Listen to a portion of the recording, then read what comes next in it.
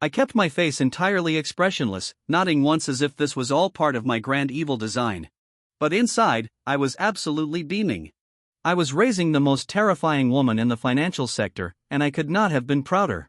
With their public image heavily damaged by the media ambush, desperation began to rot the biological family from the inside. Ju Bin, terrified of losing her collapsing fake heiress lifestyle, decided to take matters into her own hands. Backed into a corner, her greed pushed her to make a remarkably stupid mistake. She attempted a desperate backdoor infiltration of our company. Ju Bin did not have the skills to hack us herself, so she targeted someone she thought was weak. She cornered Mina, an internal operations employee who maintained a seemingly easily manipulated low-level demeanor. Mina looked like a quiet, harmless worker who would do anything for a quick payout. Ju Bin slid a thick envelope of cash across a cafe table, attempting to bribe Mina to plug a compromised flash drive directly into our servers. She promised a lifetime of wealth in exchange for stealing our proprietary data. Mina, playing the part perfectly, gave a nervous nod, took the drive, and hurried back to the secure floors of our headquarters. What the fake heiress did not know was that Mina used her unassuming demeanor specifically to act as Ha Wu's inside agent for digital traps. Mina was entirely loyal to our found family, and she acted mischievously when she let someone get close to her. The moment Mina entered my executive office, she dropped the nervous act completely. She tossed the flash drive onto Ha Wu's desk with a mischievous grin.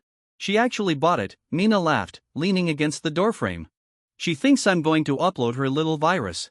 Do I plug it into the sandbox server? Ha Wu smirked, her eyes gleaming with cold calculation. Mina had been acting on Ha Wu's orders the entire time. Plug it in, Ha Wu commanded. But instead of stealing our data, the flash drive deployed a targeted malware that Ha Wu had specifically crafted for this exact moment. The virus traveled straight back through the flash drive's connection protocol, hunting down its original source.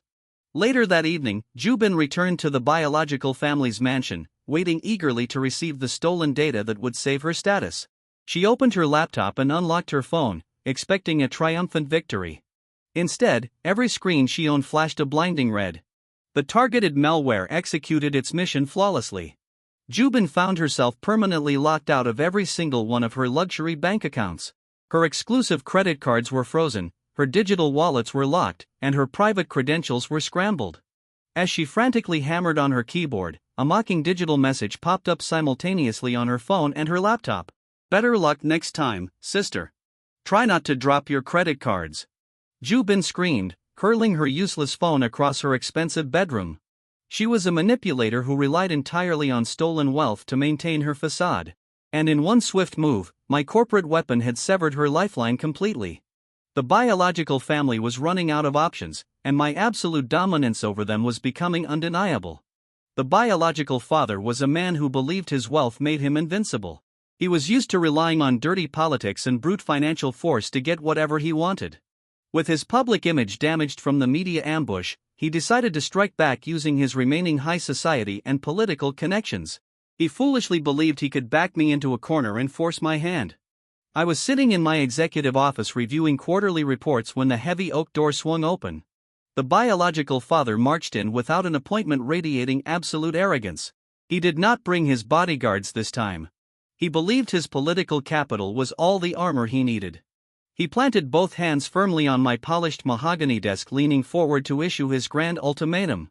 I have frozen your supply chains, the biological father snarled, his face twisted into an ugly triumphant sneer.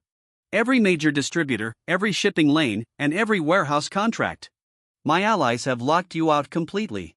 Your company will bleed millions by tomorrow morning. He stood up straight, adjusting his expensive silk tie, waiting for me to panic. I will only lift the blockade if Ha Wu is returned to us immediately, he demanded, his voice echoing in the quiet office. He thought he had outsmarted me. He thought he had found the one weakness in my armor. But there is a golden rule in this corporate war. I am always a mastermind. I'm never a bystander in my own story, and I anticipate every possible move my enemies might make. I leaned back in my heavy leather chair. I looked at his red, desperate face and I simply laughed. I did not just chuckle. I let out a deep, cold laugh that made the billionaire flinch. Yuna, I called out casually, not taking my eyes off the man in front of me. My operations chief stepped out from the adjacent boardroom, intimidatingly flawless in her immaculate white business suit. She brushed a strand of long silky white hair over her shoulder and pushed her silver-rimmed glasses up her nose. She did not say a word at first. She simply walked over and handed the biological father a freshly printed, heavily stamped legal document. "What is this?" he demanded, snatching the thick stack of paper from her perfectly manicured hand. "That is a deed of corporate acquisition," Yuna explained, her tone completely deadpan and hyper-competent. "We acquired the controlling shares of those supply chains at midnight last night. Your freeze order was issued to companies that now belong to us. You essentially tried to blockade us using our own subsidiaries." I watched with immense satisfaction as the color completely drained from the biological father's face. I had revealed through Yuna that I had already bought out the primary suppliers the night before, making his ultimate threat entirely useless. My mastermind strategy had easily bypassed the freeze before he even walked into the building. "You cannot win this war," I told him, dropping my voice to a dangerous icy whisper. "You are playing checkers and we own the board. Now get out of my office before I have my head of security throw you out." He dropped the legal documents on my desk and fled the room, his political armor and financial threats utterly shattered. He thought he could threaten my found family, but he forgot that I am a ruthless corporate mastermind. I would buy the entire global supply chain before I let him take my daughter. The heavy oak doors of my executive office clicked shut, leaving me alone in the sprawling silence of the penthouse suite. The biological father had just fled my office, his grand supply chain blockade utterly shattered by my preemptive acquisitions. It was a flawless victory on paper. I had anticipated his brute force attack and neutralized it before he even woke up that morning. But as I walked over to the floor-to-ceiling windows, looking out over the glittering skyline of the city, my sharp calculating eyes narrowed. I should not celebrate a single won battle when the war is still raging. I mentally ran the projections. The biological father was humiliated, his political armor cracked, and his supply chains absorbed into my own empire. But men like him, those high society elites dripping in wealth but morally bankrupt, do not just surrender. They had billions of dollars tied up in deep untouchable assets. I realized quickly that a standard legal war against a billionaire of this scale would take a decade. 10 years of endless court battles. 10 years of corporate lawyers trading blows, filing injunctions, and freezing assets. That was entirely unacceptable. I refused to let my family be dragged through the mud for a decade just to swat a buzzing insect. I needed a much faster, much more devastating strategy. We needed a strategic pivot from external warfare to internal infiltration. I turned away from the glass and pressed the intercom button on my desk. "Yuna, send the asset in." Less than a minute later, the double doors swung open. Hawu strolled into the office carrying a tablet and casually tossing a silver pen into the air. She was wearing her usual functional streetwear, her messy high ponytail shifting as she dropped into the heavy leather chair opposite my desk. She did not look like a victim who had just survived a massive corporate siege. She looked like a corporate weapon who was profoundly bored and looking for the next target. "You rang, boss?"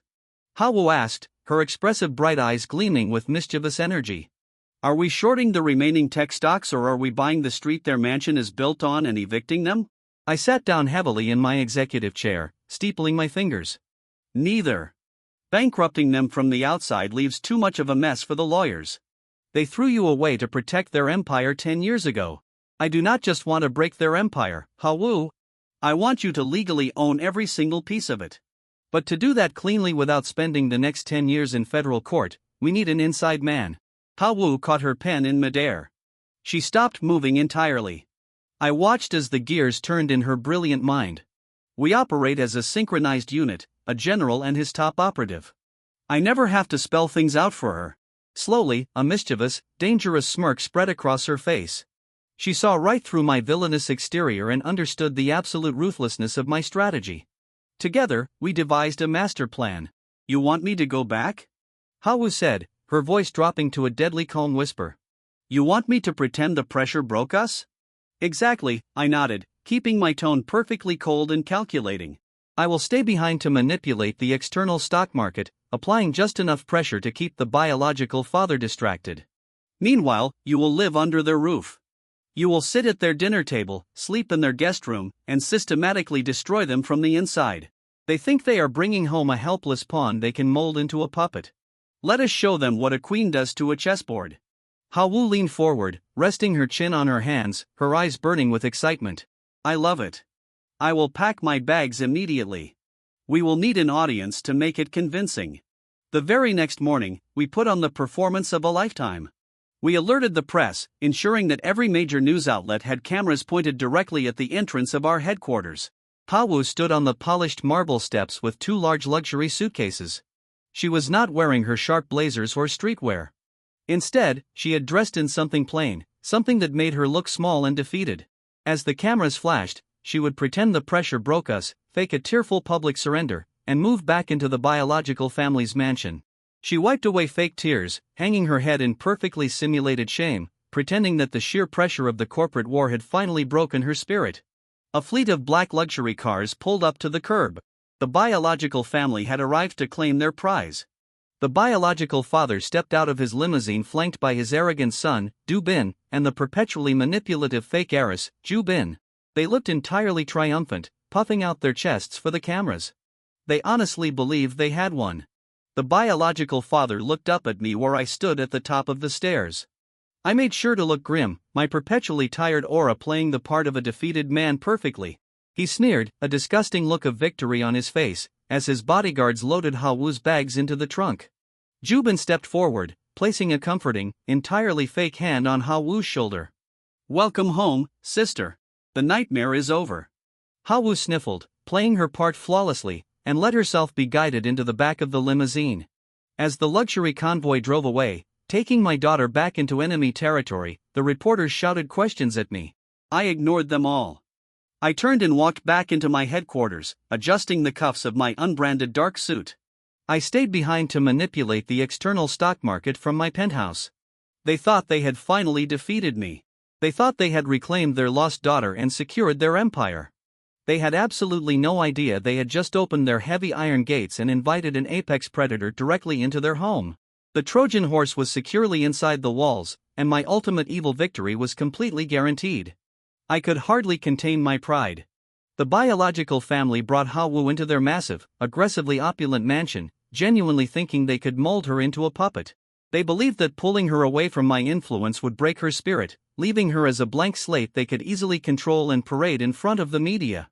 I sat in my penthouse miles away, swirling a glass of sparkling water, watching my monitors as the digital trail of my master plan began to light up. They thought they had captured a helpless pawn, but they had absolutely no idea they had just seated an apex predator at their dining table. That evening, the biological family hosted a lavish family dinner to celebrate their supposed victory. The dining room was suffocatingly grand, featuring a long mahogany table covered in ridiculous silver candelabras and a feast large enough to feed a small army. Hawu sat quietly at the far end, playing the part of the defeated, intimidated daughter perfectly. Du Bin, her arrogant biological brother, sat across from her. He was practically vibrating with unearned superiority, dressed in flashy, recognizable luxury brands from head to toe. Beside him sat Ju Bin, the delicate, doe-eyed fake heiress, wearing another expensive, frilly pastel designer dress. As the maids poured the wine, Du Bin and Ju Bin immediately tried to establish dominance during the meal. "Make sure you watch which fork you use, sister." Du Bin sneered, taking a loud sip from his crystal glass. "This is not one of those cheap street stalls your fake father probably took you to. We expect proper etiquette in this house." Ju Bin chimed in, putting on her absolute best pitiful victim act, her voice dripping with condescending sweetness. "Oh, Du Bin, do not be so harsh. She has had a very hard life living with that terrible man. We must be patient with her while she learns how civilized people behave. If you need me to teach you how to cut your steak, sister, just ask." Hawu did not react to their pathetic attempts at bullying. She kept her face entirely blank, radiating a deadly calm under pressure. While politely eating their expensive food, Hawu secretly used her phone, resting on her lap, to begin legally transferring their internal shares to my shell companies.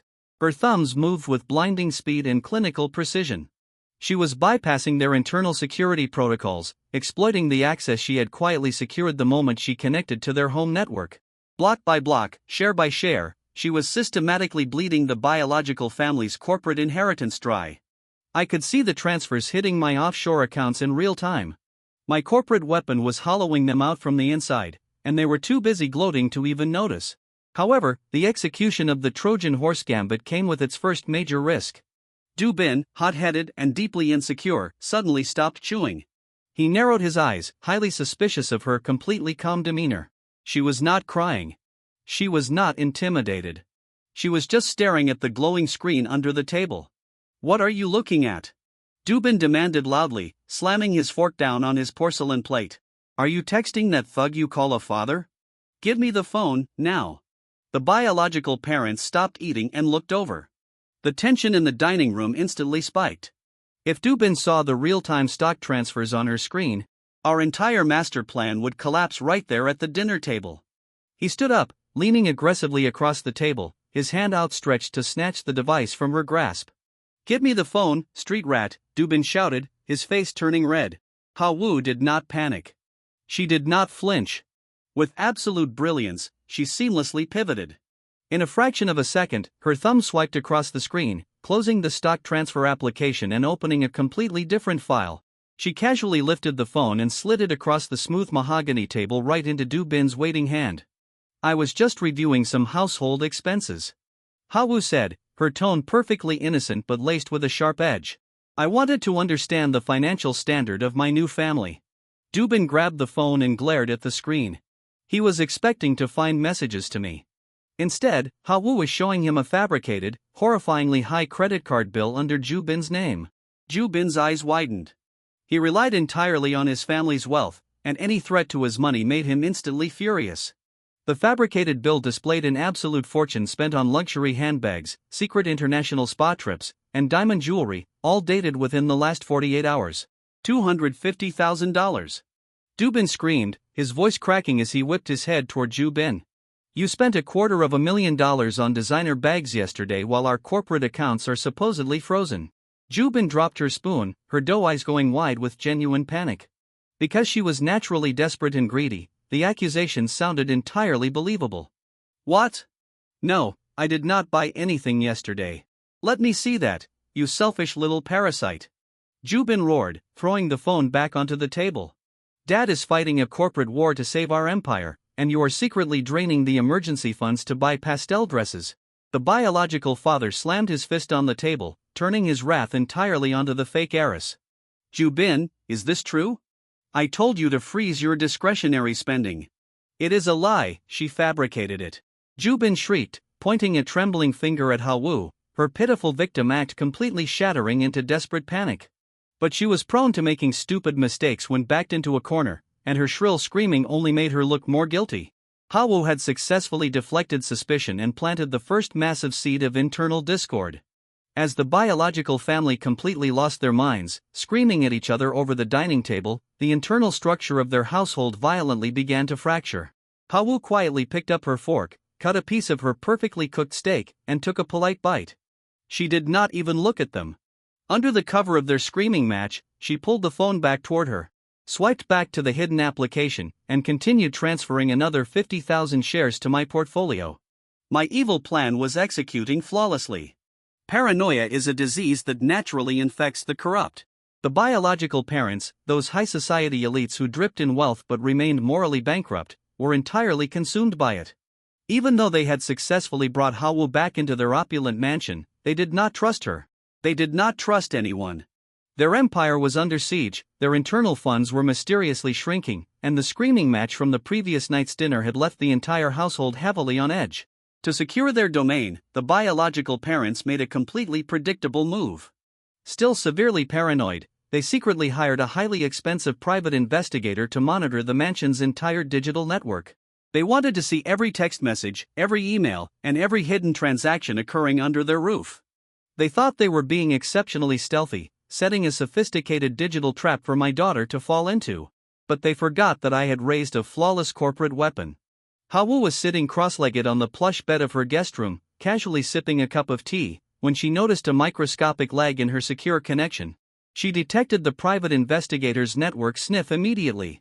Because she had been trained by me and assisted by Mina for years, it took her less than 40 seconds to trace the monitoring software back to a surveillance van parked 3 blocks away from the estate. Most people would have panicked and stopped all their illicit activities, but Hao Wu remained deadly calm under pressure. Instead of hiding her tracks or disabling her connection, she saw the private investigator not as a threat, but as a highly convenient delivery system for her psychological warfare. While I sat in my penthouse miles away, manipulating the external stock market and watching her keystrokes through our encrypted backdoor, Hawu began to type. She deliberately fed the private investigator heavily doctored financial logs. She did not just create a few fake receipts, she painted a digital masterpiece of absolute corporate betrayal. She fabricated a massive trail of secure data that made it look exactly like Du Bin was trying to liquidate the family's remaining physical assets to flee the country. She forged electronic signatures transferring millions from the biological father's emergency reserves directly into offshore accounts under Du Bin's name. To sell the narrative completely, she even generated fake confirmation emails for a one-way private jet charter to a non-extradition country scheduled for that very midnight. She bundled this glowing radioactive package of fake data and let the private investigator capture it perfectly on his surveillance software. The fallout was instantaneous and utterly catastrophic. Less than an hour later, the heavy wooden doors of Du Bin's private suite were violently kicked open. The biological father stormed in, his face a terrifying shade of purple with absolute rage. He was followed closely by his wife, who was hyperventilating with panic. Du Bin, the arrogant heir, was lounging on his expensive leather sofa scrolling aimlessly through his phone. He looked up, deeply insecure and completely confused by the sudden intrusion. "Dad, what is going on?" Du Bin asked, dropping his phone onto the cushions. "You absolute traitor," the biological father roared, hurling a thick stack of printed financial documents directly at his son's chest. The papers scattered across the floor like dead leaves. "I am fighting a massive corporate war to save your inheritance, and you are secretly liquidating my emergency funds to flee the country." Du Bin looked down at the papers. His eyes widened in absolute horror as he saw his own name attached to massive wire transfers and a private jet itinerary. He always panicked when confronted with actual data. "What? No, I did not do this." Du Bin screamed, his hot-headed nature instantly flaring up. "I do not even know how to transfer money out of the Cayman accounts. You know I do not know how to do that." The private investigator caught the transfers coming directly from your personal network address. The father shouted back, stepping closer and jabbing a furious finger at his son. "You cowardly little parasite.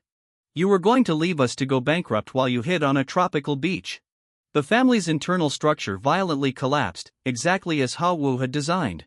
The parents had completely turned on Du Bin, stripping away the only thing he cared about, his unearned wealth and superiority. But Du Bin, desperate and furious, needed a target. His mind immediately flashed back to the fabricated credit card bill from the dinner table the night before. He furiously blamed Du Bin. "It is her!" Du Bin shrieked, his voice echoing down the massive hallways. "It is Du Bin. She is the one who stole the emergency funds yesterday for her designer bags. She set this entire thing up to frame me because I caught her stealing." Du Bin, who had been lingering in the hallway to watch the drama, gasped. She started weeping her fake pitiful tears, desperately denying everything as she ran into the room. Because she was actually greedy and prone to making stupid mistakes, her denial sounded completely hollow. Within seconds, the three of them were screaming at the top of their lungs, tearing each other apart with vicious greedy accusations. Down the hall, Hawu casually stepped out of her guest room. She leaned against the marble doorframe, watching the biological family utterly destroy themselves. She smiled her bright mischievous smile, totally unbothered by the chaos she had masterfully orchestrated. Back in my penthouse, I leaned back in my leather chair and took a sip of my instant coffee. The biological family's trust was dismantled, their internal communication was shattered, and their assets were completely compromised. The Trojan horse had successfully burned their empire from the inside out. My found family had won the psychological war, and now it was time to execute the final checkmate. The biological father was a drowning man who was utterly convinced he was standing on dry land. Despite his family tearing itself apart over the fabricated financial logs, and despite his massive corporate empire bleeding capital from Hawu's hidden transfers, his monumental arrogance blinded him to the truth. He believed his internal problems were simply the result of his incompetent son and his greedy fake daughter. He still thought he held the ultimate trump card in our corporate war. To end the conflict once and for all, the biological father called a massive public shareholder meeting. He rented out an enormous grand auditorium in the center of the financial district, inviting hundreds of major investors, high-ranking board members, and a swarm of national media outlets. His intention was brutal, aggressive, and entirely theatrical. He planned to use his reclaimed daughter as a highly visible public relations shield to finally crush my company in front of the entire world. I arrived at the venue precisely on time. I did not sneak in through the back doors or hide from the cameras. I walked right through the main entrance, wearing an impeccably tailored unbranded dark suit projecting my perpetually tired, highly dangerous aura. Flanking me were my two most loyal operatives. Yuna walked to my left, intimidatingly flawless in a crimson business suit carrying a single slim leather briefcase. Min walked to my right wearing all black tactical corporate wear, his distinctive terrifying facial scar keeping the rabid press corps at a very safe distance. The auditorium was a sea of flashing cameras and murmuring executives. At the front of the room, sitting on a raised brightly lit stage, was the biological family. They were trying desperately to project the united powerful front, though I could easily see the dark circles under Dubin's eyes and the nervous twitchy energy of Jubin. They were both clearly still recovering from the intense psychological warfare that had torn their household apart. Right in the center of the stage, sitting obediently beside her biological father, was Ha Wu. She looked like the perfect subdued heiress. She was wearing a stuffy restrictive gown that her biological mother had undoubtedly forced upon her. Her usually messy high ponytail pinned down into a rigid, uncomfortable style. She sat with her hands folded neatly in her lap. Her expressive bright eyes cast downward. Cameras clicked furiously, capturing the pristine image of the rescued daughter safely returned to her wealthy, loving family. When the biological father saw me walking down the center aisle, a massive triumphant grin spread across his face. He truly believed he had won. He thought seeing my former corporate weapon sitting on his side of the table would shatter my composure. Instead, I simply took a seat in the front row, looking completely unbothered. I crossed my legs, leaned back, and gave him a slow, calculating smile. I'm a mastermind, and I never enter a room unless I have already won the war. The biological father approached the heavy wooden podium, tapping the microphone. The massive room fell into a hushed, expectant silence. Ladies and gentlemen, esteemed shareholders and members of the press, the biological father began, his voice booming with arrogant authority. We are gathered here today to witness the restoration of order. For 10 long years my family has suffered a terrible tragedy. My true daughter was kept from me by a ruthless, manipulative corporate thug. A man who stole her, isolated her, and tried to use her as a weapon against her own blood. He paused, gesturing grandly toward Ha Wu. The cameras swiveled to capture her perfectly calm expression. But today, love and loyalty have prevailed, the biological father continued, placing a heavy possessive hand on Ha Wu's shoulder. My daughter has returned to her rightful place, and now as a united family, it is time to eradicate the infection that has plagued our market. Today, I am putting forward a motion for a massive hostile acquisition of Min Wu's remaining corporate assets. We will crush his empire, liquidate his holdings, and wipe his name from the financial sector forever. The crowd erupted into shocked murmurs. It was a display of brute financial force, the exact kind of dirty tactic these high society elites relied upon. Dubin smirked arrogantly from his seat, and Jubin clapped politely, entirely convinced their family was about to secure absolute victory. I did not flinch. Yuna pushed her silver-rimmed glasses up her nose, her face completely deadpan as she treated the entire spectacle with complete corporate seriousness. Min let out a low, amused chuckle. I call this hostile shareholder meeting to order, the biological father announced, his chest puffed out with total triumph. And I call for an immediate vote. All in favor of destroying Min Wu's conglomerate, let it be known. The room held its breath. The biological father looked down at Ha Wu, fully expecting his perfectly reclaimed daughter to smile for the cameras and cast the first ceremonial vote. He believed his trap had closed on me.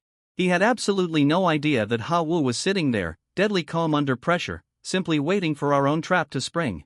My evil plan was about to reach its glorious, devastating conclusion. The silence in the grand auditorium was absolute. The biological father stood at the heavy wooden podium, his chest puffed out with total arrogance, bathing in the flashing lights of the press cameras.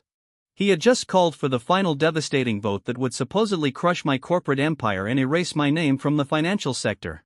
He looked out over the sea of shareholders and executives, waiting for the unanimous chorus of agreement that would cement his ultimate victory. He looked down at his side of the table, expecting his reclaimed daughter to seal the deal. Just as the biological father called for the vote to destroy me, Ha Wu finally stood up. She did not stand up slowly or timidly. She pushed her chair back with a sharp echoing scrape that cut right through the suffocating tension in the room. The cameras immediately swiveled to focus entirely on her. For the past week, she had played the role of the subdued, obedient heiress flawlessly. But as she stood there, the facade instantly evaporated. Hawu reached up and began pulling the restrictive jeweled hairpins out of her hair, letting them clatter noisily onto the polished table. She shook her head, allowing her hair to fall back into her signature messy high ponytail. She then unbuttoned the stuffy, restrictive designer jacket her biological mother had forced her to wear, tossing it casually over the back of her chair to reveal the functional sharp streetwear she had layered underneath. The biological father blinked, his triumphant smile faltering. "Hawu, what are you doing? Sit down and cast your proxy vote." Hawu ignored him completely. She was deadly calm under pressure, her expressive bright eyes gleaming with mischievous calculating energy. She walked right past him, stepping up to the main microphone at the center of the stage. She did not look at her biological family. Instead, she looked directly across the massive room, her eyes locking onto mine where I sat perfectly relaxed in the front row. I gave her a single, almost imperceptible nod. The general was giving his top operative the green light to drop the bomb. Hawu pulled her sleek smartphone from her pocket and plugged a small cable into the podium's main projection system. The massive digital display behind the biological family, which had been showing their corporate logo, abruptly flickered and changed. It was instantly replaced by a massive, highly detailed pie chart of the biological family's internal corporate holdings.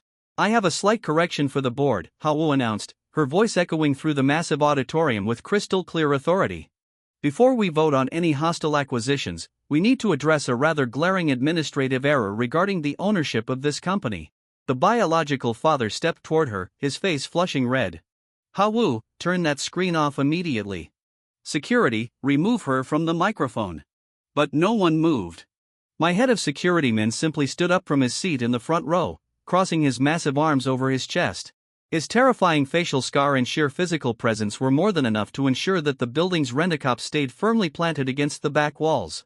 "For the past week, I have been living in the family mansion," Hawu continued, perfectly projecting her voice. "My biological family believed they had successfully reclaimed me. They thought I was a helpless pawn, but while Dubin was throwing tantrums over his allowance and while Jubin was weeping about her frozen credit cards, I was quietly doing some administrative restructuring at the dinner table." She tapped her phone screen. The massive chart on the display shifted, showing thousands of microtransactions, wire transfers, and internal stock reallocations. I was legally transferring their internal inheritance and private shares to a series of blind shell companies, Hawu revealed, staring out at the shocked faces of the shareholders. "Shell companies that I fully own and operate." The biological father stopped dead in his tracks, his jaw dropping in absolute horror as he looked back at the screen. Dubin sitting at the table turned a sickly shade of white. He panicked completely when confronted with actual intellect and raw data. "You see, my biological father called this meeting to crush Min Wu's company," Hawu stated, her tone turning cold and dripping with absolute financial dominance. "But he cannot do that. Because as of 8 o'clock a.m. this morning, those shell companies absorbed the final remaining block of internal family assets." She tapped the screen one final time. The pie chart slots consolidated into one massive block. The number 51.4% flashed in bold, undeniable red text next to Hawu's name. "I am now the majority shareholder of this entire corporate empire," Hawu revealed, delivering the ultimate checkmate. The room erupted into absolute pandemonium. The press corps surged forward, cameras flashing like strobe lights. The shareholders began shouting over each other, realizing that the billionaire standing on stage no longer possessed any actual power. The biological father looked like he was going to have a heart attack. "No, that is impossible. You cannot do this. I am the chairman. I am your father." Hawu turned to him, her expression entirely devoid of emotion. "You threw me away to hide a scandal 10 years ago. You are not my father. You are a liability. And as the majority shareholder, my first official act is a restructuring of the executive board. You are officially fired." The biological mother, who had been completely silent and hyperventilating in the background, finally cracked. She lunged forward, her pristine high society mask shattered. "You ungrateful little wretch," the mother shrieked, her voice cracking with desperation. "We gave you life. You belong to us." Hawu did not even blink. She tilted her head, staring at the woman with absolute ice in her veins. "You gave me DNA, Minwoo gave me an empire." Jubin jumped up from the table, bursting into her classic pitiful tears. She tried to play the victim one last time to maintain her stolen status. "Sister, please, we are your family. Do not leave us with nothing. We love you." But the golden rule of our household is that the victim always loses. Hawu countered with cold, undeniable facts. You love my credit limit, Ju Bin. Hawu deadpanned, shutting down the emotional manipulation instantly. You have exactly 48 hours to vacate the mansion before I bulldoze it to build a new data center. I suggest you start packing. The biological family was left with absolutely nothing. Their wealth, their empire, and their high society status were entirely vaporized by the very daughter they had discarded. They were screaming, crying, and turning on each other right there on the stage, a pathetic display of moral bankruptcy. Hawu did not stay to watch them drown.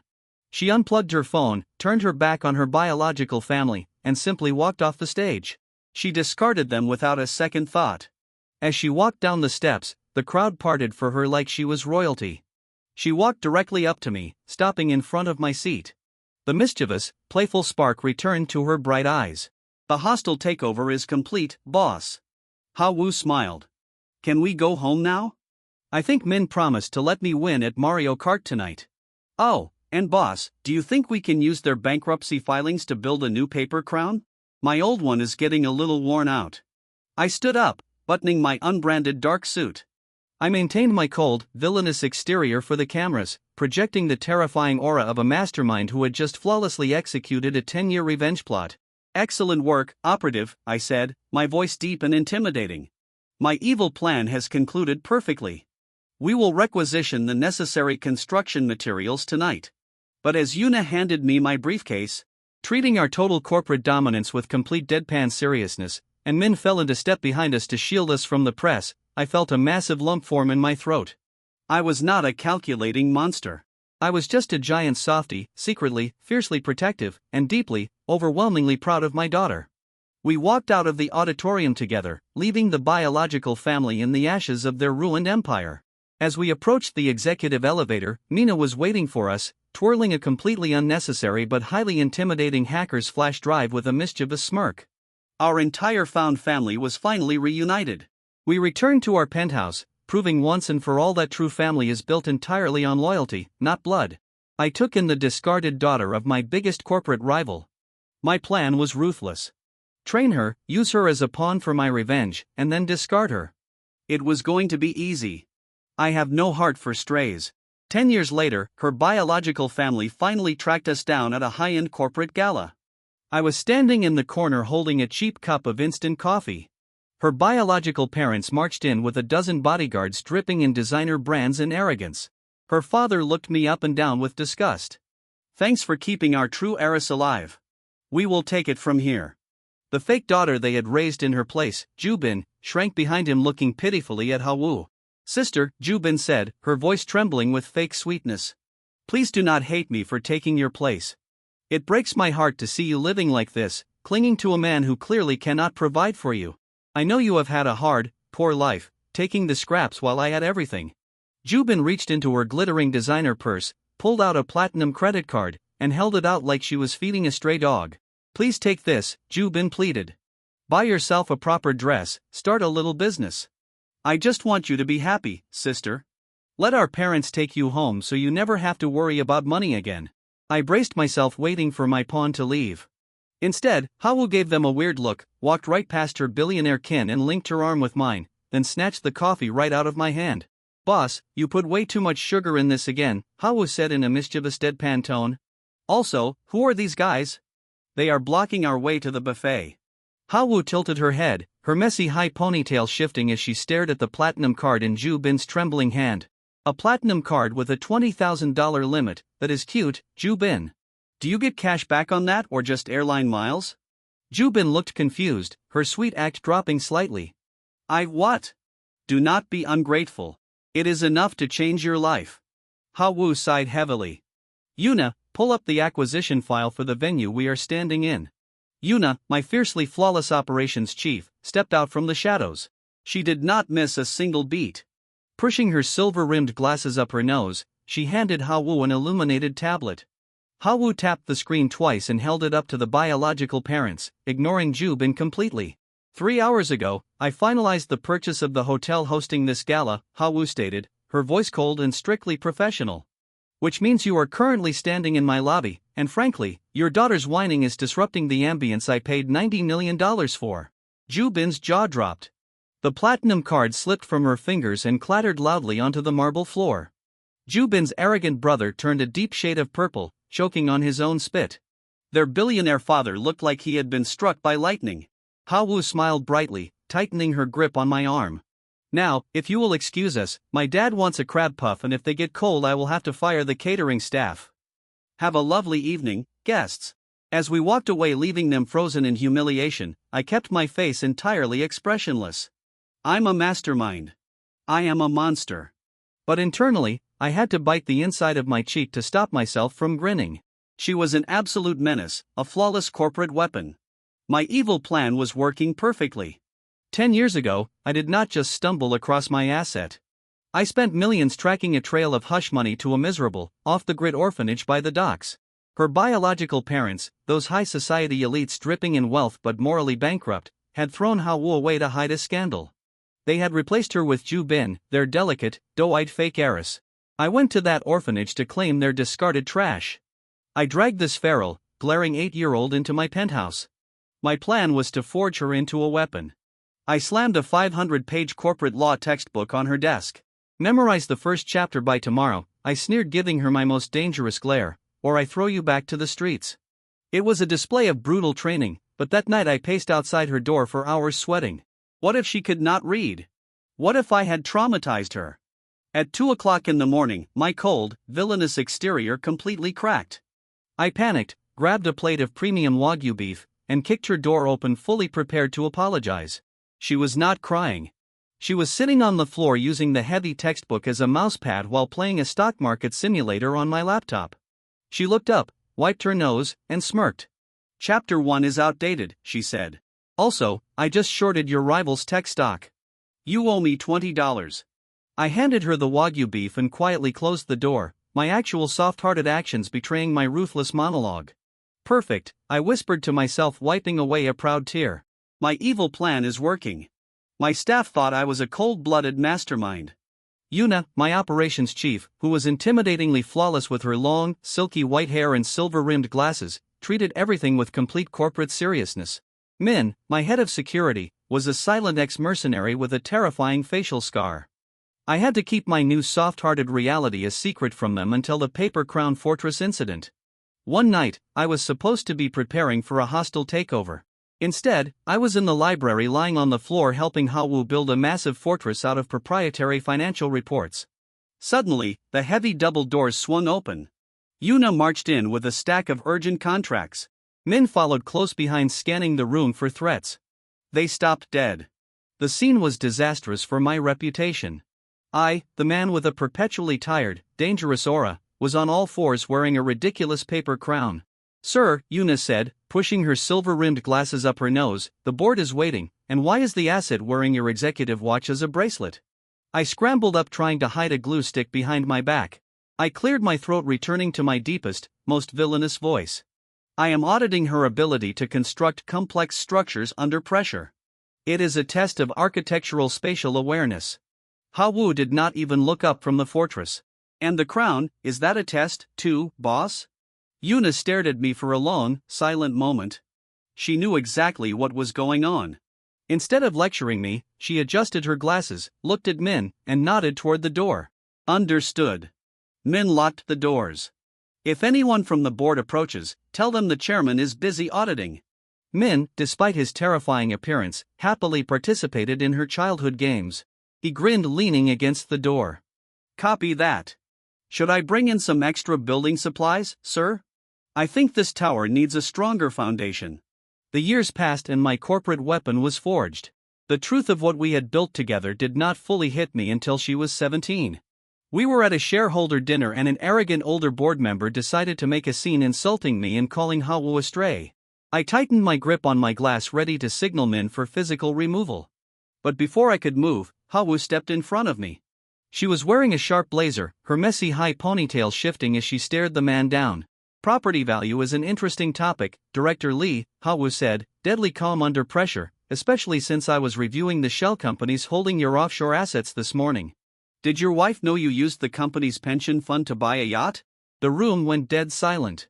Director Lee turned pale. You have 30 seconds to apologize to my father, resign your board seat, and leave. She stated, using raw data and financial dominance rather than emotion to destroy her enemy. He ran out of the room. He was professionally destroyed. I had to bite the inside of my cheek to stop myself from weeping with pride. She was not just a pawn anymore. She was my daughter. The biological family's first desperate retaliation came in the form of public relations. They could not beat us in the boardroom, so they decided to use dirty politics and media traps, exactly the kind of tactics they relied on. They cornered Ha Wu and me outside our headquarters, bringing a swarm of reporters with them. Flashing cameras and shoved microphones completely blocked our path to the street. Right in the center of the chaos, playing the victim, was Ju Bin. She was weeping beautifully for the cameras, supported by her morally bankrupt biological parents. They were deliberately trying to frame me as a kidnapper who had isolated their true daughter and poisoned her mind against her real family. We just want our sister back, Ju Bin cried out to a reporter, dabbing at her dry eyes. That man kept her isolated. She does not even know we have been crying for her every day. The trap was flawlessly designed. If I signaled men to physically clear the crowd, I would look exactly like the controlling monster they claimed I was. If Ha Wu yelled at them, she would be painted as an ungrateful, heartless daughter on national television. But there is a golden rule in our household: the victim always loses. Ha Wu did not get emotional. She bypassed emotion entirely, remaining deadly calm under pressure. She stepped forward, ignoring the microphones shoved in her face, and pulled a small flash drive from her pocket. My biological family is devastated. That is tragic, Ha Wu said, her voice carrying cleanly over the noise of the press. I assume that is why my biological father's primary political backer transferred $40 million into an offshore account in the Cayman Islands last Tuesday. The camera flashes abruptly stopped. The reporters lowered their microphones, looking confused. The biological father, standing behind his fake weeping daughter, went entirely rigid. Or perhaps the tears are because this morning I anonymously submitted proof to the tax board that this very same political ally is running a shell corporation to evade corporate taxes, Ha Wu continued, holding up the flash drive for the cameras. She checked her watch, her expression turning strictly professional. The audit begins in exactly 4 minutes. If you reporters hurry, you can catch the federal agents raiding their political backers' offices live on air. Ha Wu had just leaked the offshore accounts and tax fraud of their primary political backer on live television. It was a brilliant, calculated strike. The leak prompted an immediate federal raid on their ally, completely cutting off the biological family's political armor and humiliating them in front of the entire country. Yet, by targeting the backer instead of the biological father himself, she left his core wealth functional and kept him legally intact for the next phase of our war. The journalists did not hesitate for a single second. The mob instantly pivoted away from us, swarming the biological father and screaming questions about his corrupt political connections.